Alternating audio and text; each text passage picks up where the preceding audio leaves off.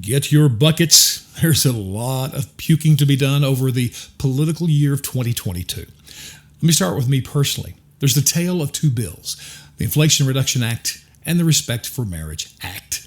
In the Inflation Reduction Act, that phrase, inflation reduction, it never appears anywhere in the hundreds of pages in the text of the bill. Inflation is never a subject anywhere in the bill because it wasn't about inflation. Yet they threw that in the title because, of course, we're dealing with inflation. If you want an example of true misinformation and untruth, that is it. Atrocious. The only good news for me, at least no Republican voted for it.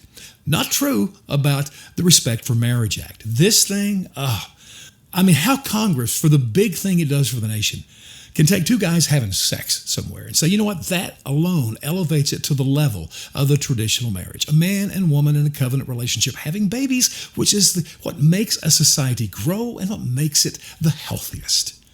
Morally repugnant to me. And then at the signing of the White House by Joe Biden, they celebrate this transgender.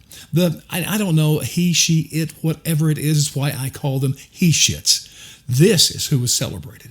Now listen, I'm an old guy, so I come from the day when the White House would celebrate, military heroes, Nobel Prize winners, philanthropists who had done great things for mankind, or even sports teams who had shown excellence by winning the championships in their respective sports. But no, now we celebrate a he-shit whose claim to fame was being the queer chosen to read gay sex stories to kids. You know what? I'm still tasting some puke in my throat.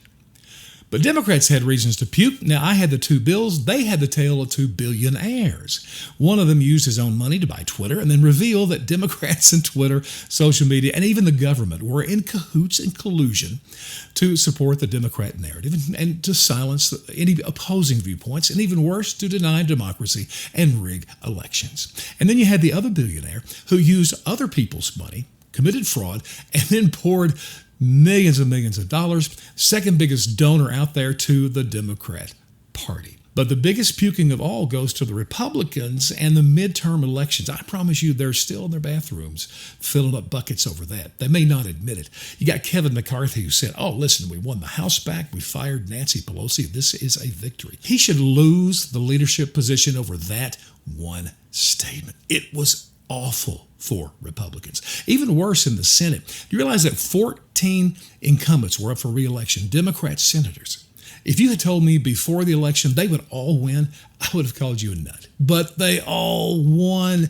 The Republicans are solely responsible for elevating Joe Biden to the level of, Franklin Delano Roosevelt or Andrew Jackson, because normally, historically, the sitting president loses a lot of seats in the midterms. Joe Biden, the Republicans have set him up to be the president in 2024. Get ready for it. Listen, as long as he can breathe, as long as he's still, standing up, he is in. And Fetterman proves you don't have to be, have any mental or physical capabilities. Man, he is in, thanks to Republicans. And I can sum it up with this, too, for all the rest of us. We should all puke a little bit over the fact that we have put an 80-year-old man into the White House. Man. Keep your buckets handy because 2023 may be worse.